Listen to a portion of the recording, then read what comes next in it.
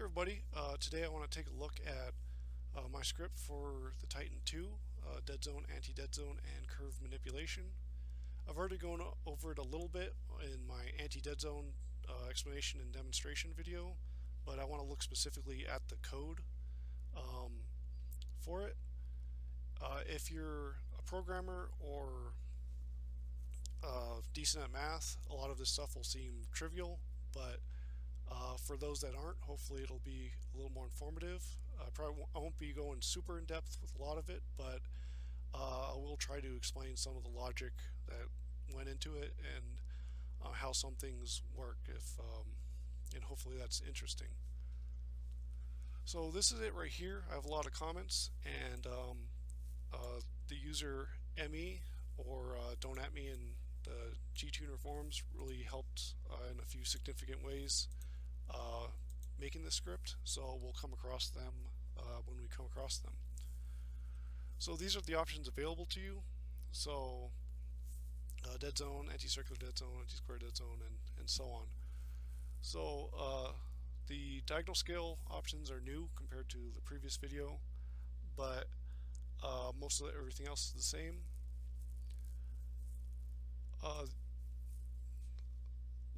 For those actually unfamiliar, what this device does and what these scripts do is change your normal controller input into different output, and specifically my script changes the stick input to counter dead zones, acceleration curves, and stuff like that. So you can see the input right here is the script's not active, so the input is the same as the output. As you can see here, the input's in blue, and you can't see the output because it's they're the same. Now the only thing that this program does by default is UncapValues is set to false. This means it'll lock the input range into whatever dead zone you have set. So if I run this, it'll look identical, with the exception of when I push the stick fully, you'll see this red dot. This is the output stick, is tracing a perfect circular or a perfect circle. The input sticks normally lean a little beyond what would be considered a distance of 1, so this just caps it to that range. Otherwise everything is identical. UseAlternate I used in the previous video to demonstrate some of these things. This lets you, whatever you have set, whatever button you have set to this, while you're holding that button, it'll use these values instead of these values. So if you were playing a game like Dead Rising, for example, if you wanted the normal camera to be 20%, but while you aim a gun be 5%, you could do something like that. So we have the right stick alternate, and then the same exact settings for the left stick. This is part of ME's first major fix, and so these are the stick values, basically the ending stick values that'll get eventually output into the output here, and they're sitting out here because that way the main can see them, as well as this function here, which does the heavy lifting. If we keep going, one of the main fixes ME made was my program would, the CPU load here would be over 100 regularly, and that's partially because this device runs at, I think, thousands of instances a second, so that's kind of inefficient given the controller's polling rate. So to fix this, they basically said they found what the current stick position was and then saved it, and then checked if it was the same as the previous, and that lets you know if they're the same, then you don't need to do all the calculations again. You can just use the same value you found previously to do it. If they're different, which you see here, if the previous value is not the same as the current, which means the current's new, then do all the hard stuff. So this dramatically lowered the performance. So it used to be like 120 or something percent. Now it's normally under 10%. So that's a huge performance fix. But we keep going. So if get value of UseAlternate is equal to 0, this is saying this is the button you could assign, and if your button assigned is equal to 0, meaning you're not pressing it, or you don't have one bound and it's equal to 0, use all your normal inputs. If it's not 0, meaning you're holding the button, then use all the alternate ones, and that's all that is. So this set value right here, this is using the stick X, stick Y. Once the apply stick at the very end will update these values, and then you'll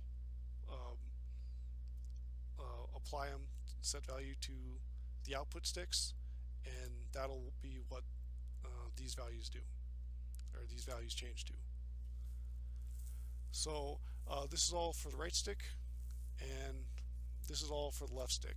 And when you call this function, you'll throw in all the variables you customized before, and with the only addition of what stick is being sent through.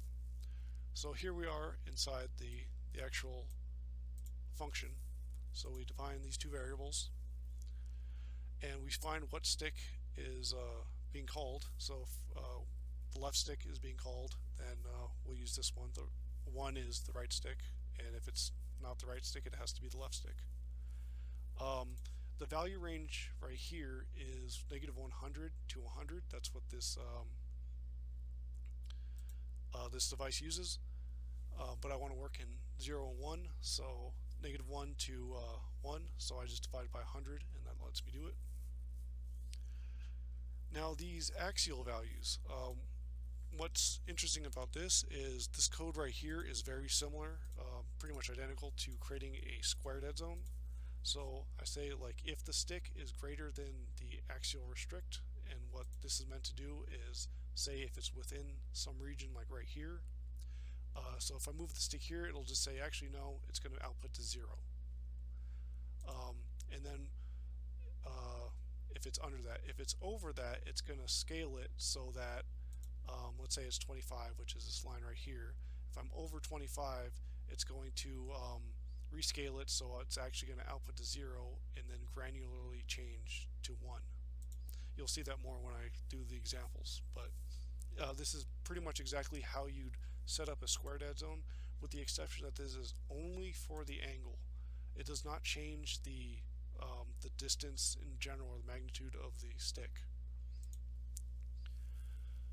So we move down to input magnitude. So yeah, this is the magnitude. This is a simplified distance formula, and this simply finds the distance from where your stick is pointed from the center. So that's all that does.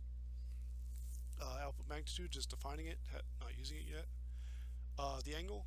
So the arctangent can find an angle by dividing the y over the x, and I'm using the axial ones just so I can use the angle between these restricted ranges.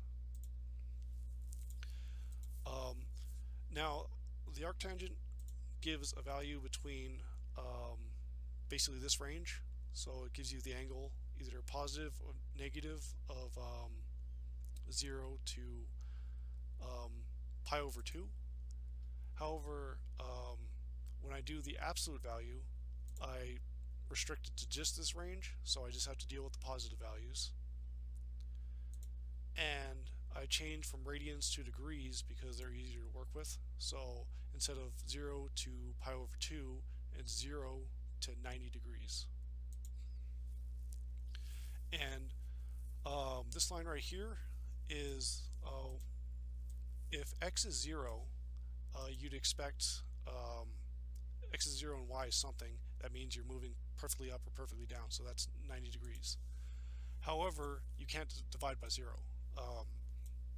So some calculators will have arctangent default to 90 in these situations, but in this case, or be undefined. But in this case, it defaults to 0, which is not great when, say, you're moving up, you're getting like 70, 80, almost 90 degrees, and then you go here, and then it outputs to 0. And that would be an angle change. So here I'm just saying, like, if it's close enough, it's 90, so it just overrides that 0 that it outputs. Resizes circular anti-deadzone. This is kind of interesting because once you do all your circular anti-deadzone calculations, like if you're here, and then it actually outputs over here, and you have a range from here to here or whatever, the anti-square deadzone will just offset that. It'll be like, okay, take this, now move this here, and move this here, or something like that. And then like it could be that the range could be outside, and then it'll shrink it so that it's within the outer dead zone. However, when you shrink it, you shrink the anti-circular dead zone with it, and so it ends up being you get a smaller anti-circular dead zone than you expect. So this raises it to counter that shrinking, because this is a basic description of how circular and square dead zones normally work together. You say for example you used a 50% square dead zone. It would create a 50% square dead zone, and then you wanted to add another 50% circular dead zone on top of it. Well, that 50% circular dead zone is relative to the remaining range of this range. So 50% of the remaining 50% is 25. So when you're actually using a 50% circular and square dead zone, you're actually getting a 75% kind of total dead zone, because the last one's relative. And that's how I want it to work when you're using the anti-deadzone values. So this is kind of the expected value. So if you just follow the math here, 1 minus, let's use the 50 values that we'd imagine. So this would be 50, 1 minus 0.5, that'd be 0.5, and then 0.5 times 0.5, that's 0.25. So this is the 25 that would give you the 75 in that example. So you'd expect it to be, 0.25. However, this is the way that it's actually being set up down below with the square dead zone. And this is smaller than this normally when you're using a anti-square dead zone. So by dividing this by this, we find out how much smaller. Okay, this is 80% the size, this is 70% the size, this is 90% the size. And when we divide it by the anti-square dead zone value we set at the top, it actually increases it to counter that eventual shrinking. So moving on, angular restriction. This is very similar to this kind of restriction, however it does it based on angle rather than axis. So this will be like anything within this axis. Here it's with anything within this angle range, so you can kind of picture a kind of triangle shape.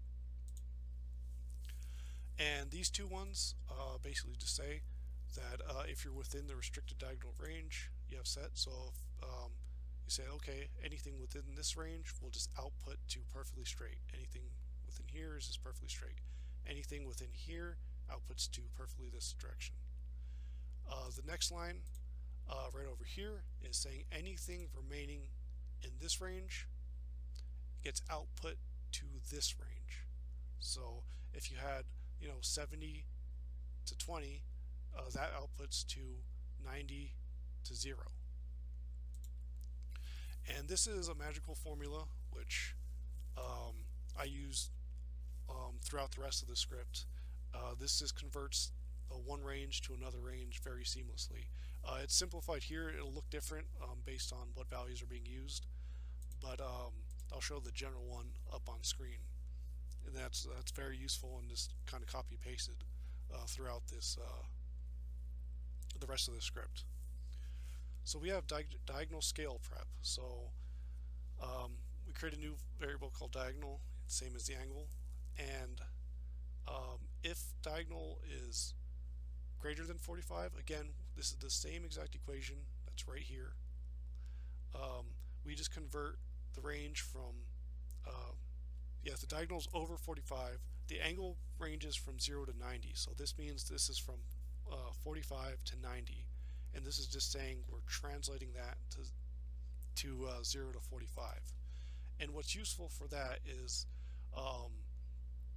from here to here we get to use the calculation, and that's because I want the diagonal, the perfect diagonal, the 45, to be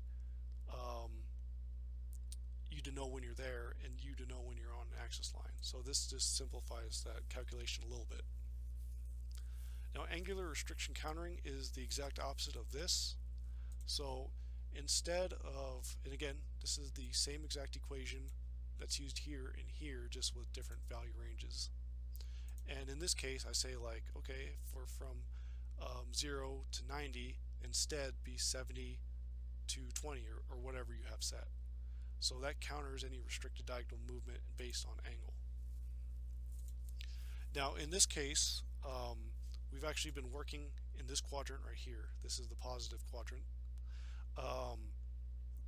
But your stick could have been up here. So you have to make sure that you get the angle to the correct quadrant it was in. So this is says, you know, if the stick was originally in X, in negative X and negative Y, make sure that you flip it over that way. And we do it this way with by either mirroring it or adding 100 or subtracting 180 degrees, and that does that. So we have this dead zone wrap. So if the input magnitude is larger than the dead zone, then do all the stuff. If it's not, then just default to 0, because that's how you create a dead zone. Like if you're not outside your dead zone, you don't want anything to happen. If you are outside the dead zone, you want stuff to start happening. So that's exactly how you create a dead zone. This specifically right here is how you create a circular dead zone in a game. So we have this here, and this just does the scaling. So this just means like if your input magnitude is over the dead zone, this rescales it so that your this input magnitude can range from 0 to 1. So circular anti-deadzone scaling, this is the exact opposite of this. This is actually interesting because this is the inverse of this function. Basically what inverse means is this would be the x value, so this is variable based on how far your stick is. You switch this based on the y value, this would be the equivalent y. You switch the two, so this switch these two values and then solve for the equation, solve for y again, and that gets you this, with the exception of this power. If this was all raised to a degree and then you flip the values and then solve for it, you would get this. Now you can see this degree right here. This is 1 divided by the degree. This is a little backwards. You'll see when I'm messing with the degree. Basically, say x to the second power is a quadratic function. That slows things down. This will actually flip it so that speeds it up. So it ends up becoming a root function. So it's a square root versus a quadratic. So that's a little backwards, but it's meant to counter whatever the game's curve is. Okay, so here we have the capping, the max range. So this is actually what we've been seeing. So this is all this is doing. So if your output magnitude is greater than the outer dead zone out, and you don't have it uncapped, you just cap it to that range. That's all you're seeing right here. Now the diagonal scale. This is the second part of the diagonal scaling. I had to do it this part up here because if I flip the angle around correctly, this equation wouldn't work. I just need so I had to do this up here.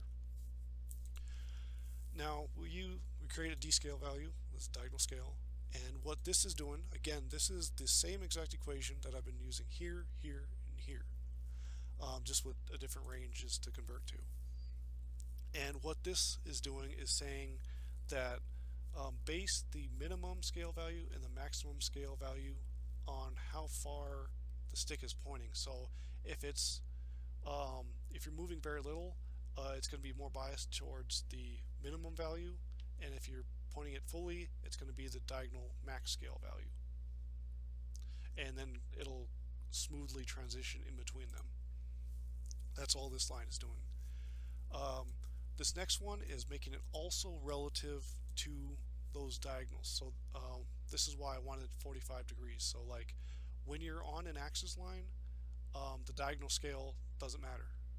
However, the closer you get to 45 degrees, and once you're on 45 degrees, diagonal scale is completely takes over and then smoothly transitions to not.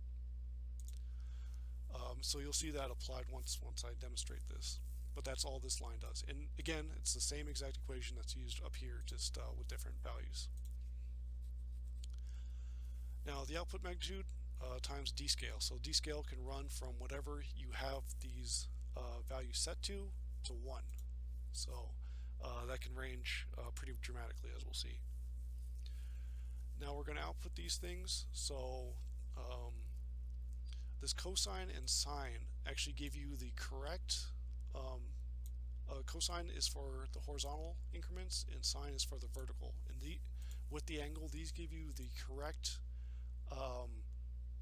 x and y values to get that correct angle based off a unit circle. So you see this red, it's going to give you a value based on that. So if I point it at this direction, it's going to give me the y that's right here and the x that's right here, and it'll give me that value.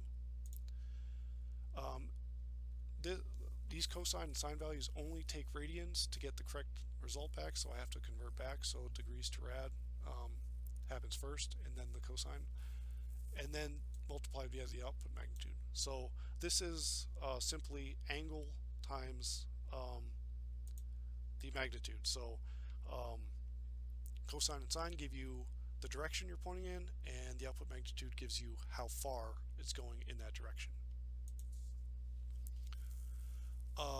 Now this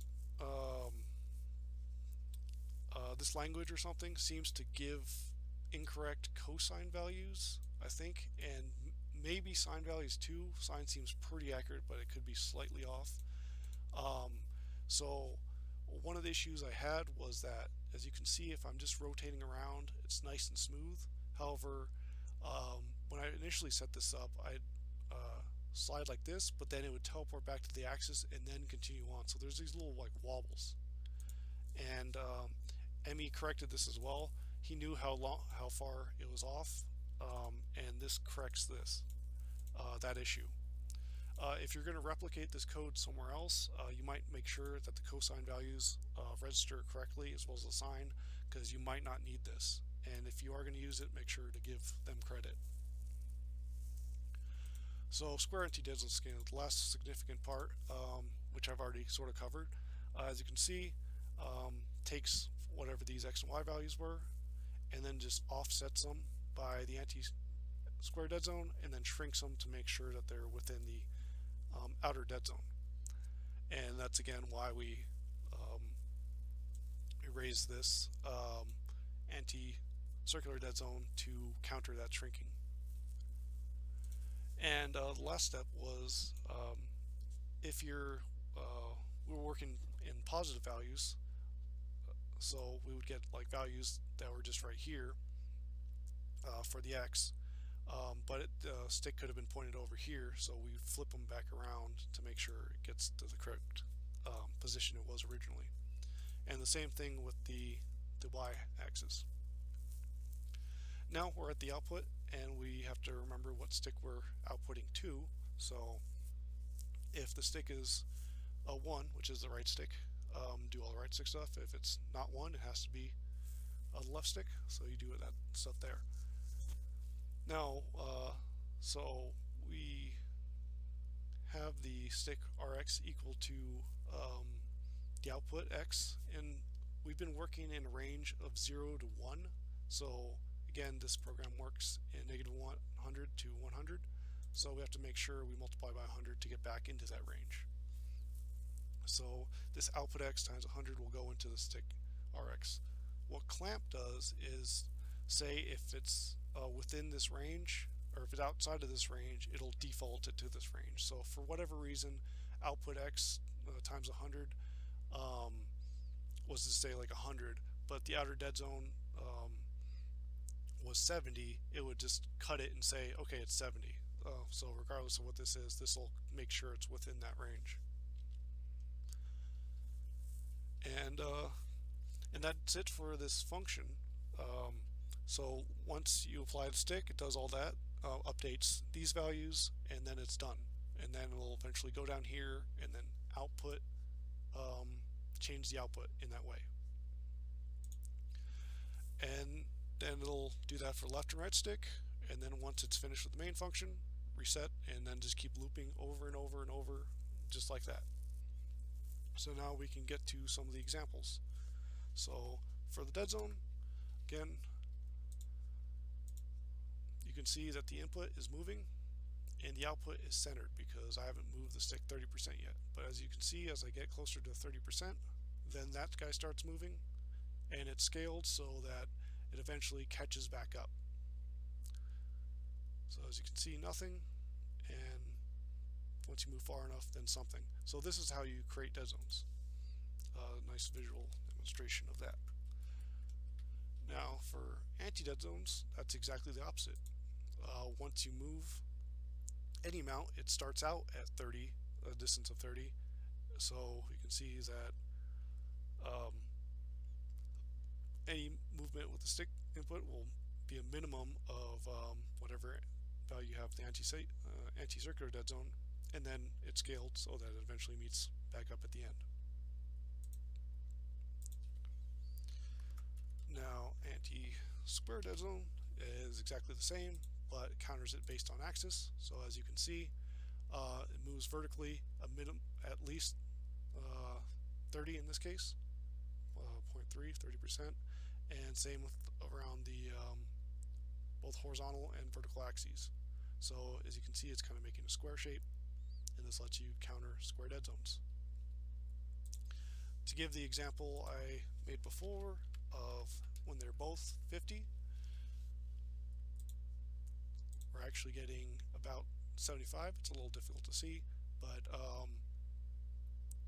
the dead zone is 75, and you see it's also scaled, so the remaining range is really small, but you can see that it does scale so that your full range of stick motion is this output to this tiny range there.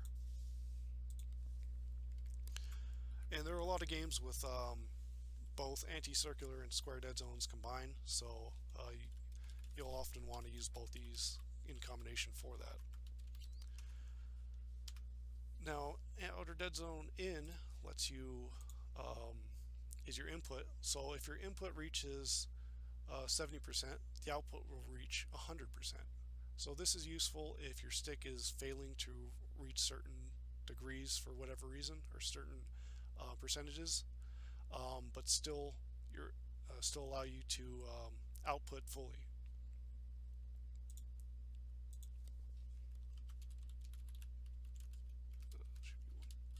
Oops, do that backwards. Okay, and this just flips this other way. So now when you move the stick fully, now 100% in this case reaches to 70%. It's not quite 70% based on other calculations and stuff like that.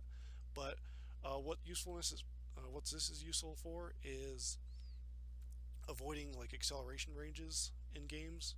So if you had an acceleration jump at 70, this would avoid it, but you'd still be able to access your full stick range of motion.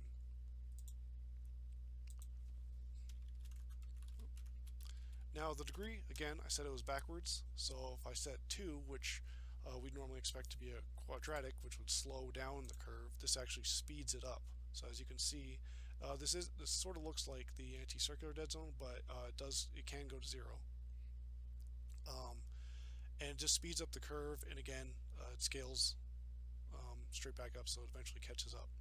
So this is useful if you think a game's acceleration starts too slow. You can use higher values of this to counter it. Now if we use lower value, this would be a quadratic curve. You can see that it starts much slower. So if for example, in this case for the math, it's saying that 0.5 squared gets you 25. So that's just applying a quadratic curve to it, and again it catches up.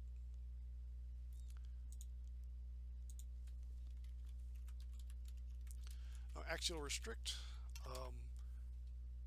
as I said, it's very similar to a square dead zone. So as you can see, I can move around this, but it's saying it's perfectly forward and until I get a certain distance, and then it says, and then the angle starts applying. So I don't lose any angles, but you can decide to restrict it. This specifically has an issue where, as you can see, it's biased towards the vertical, and then once you break out of this dead zone, it registers properly. So you kind of want to make sure that you have this dead zone value about, I have it written here, about 1.42 times larger, and that covers any kind of like weirdness like right here, so that you would it would translate more accurately like this.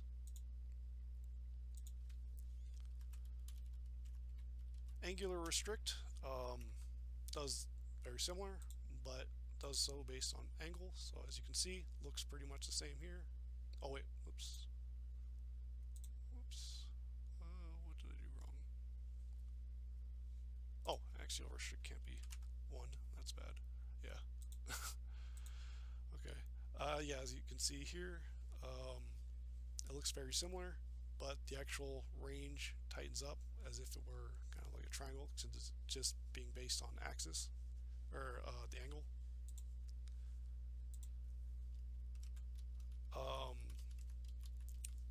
The exact opposite happens with this option. So if we use this, you can see that it just teleports beyond those options. So if there's restricted diagonal movement in a game, this would counter it. You just have to put the correct value to avoid that. Now diagonal scale, I'm going to keep them both the same for right now, just to demonstrate. So here, you can see how this works.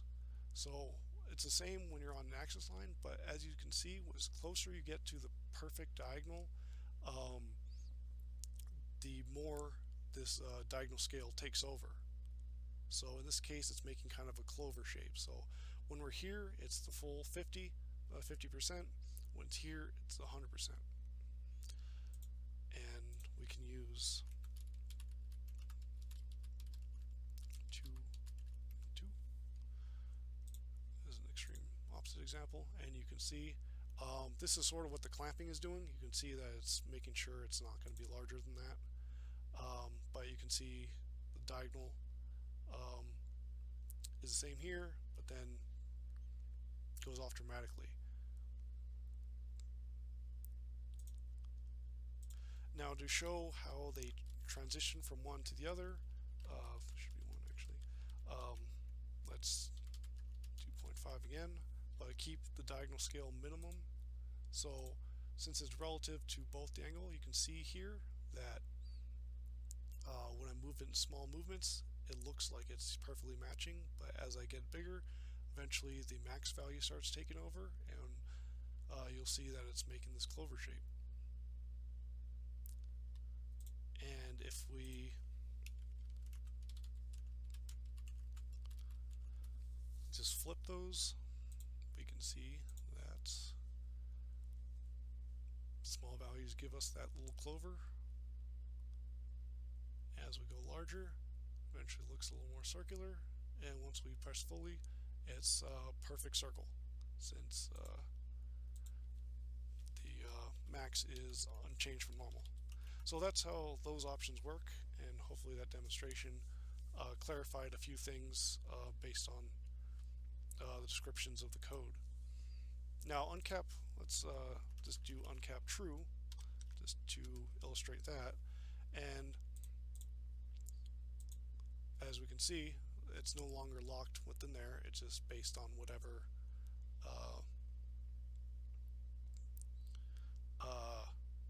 it's matching the input, because it's not locked within the outer dead zone. And with other changes like the degree, this can change based on that, and as you can see that it's not quite there. It's a little further, but if we do 0.5, it reaches beyond the inputs threshold. So if you don't cap it, you can get stuff like that, depending on how you set up the degree and some other aspects.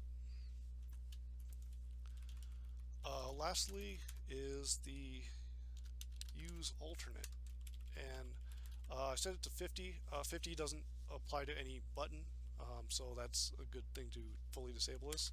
But if I set it to 6, which is the number for the left bumper, I can use this alternate set instead. So if let's use 30 for this and 30 for this. So normally it's going to be a 30% anti-circular dead zone, but when I press the left bumper, it'll switch to an anti-square dead zone. What am I doing? Why is it? What's with the degree? Oh, it might be. Yeah, okay, I didn't run it. Okay. So you see, it's anti-circular dead zone registering right now. But when I hold the left bumper, then it's an anti-square dead zone. So you can change values just like that, and just customize what button you prefer, whether it's the left trigger, whether it's jump, whether it's not jump, but the A button, B button, whatever button's most convenient to get these alternate settings, because you can use them. Mostly made this program to customize the aiming, but you can also use it for movement in games and stuff like that. But I think that covers everything. So yeah, if you want to take any of this code, you're welcome to it. Make sure you give credit to ME though for their work.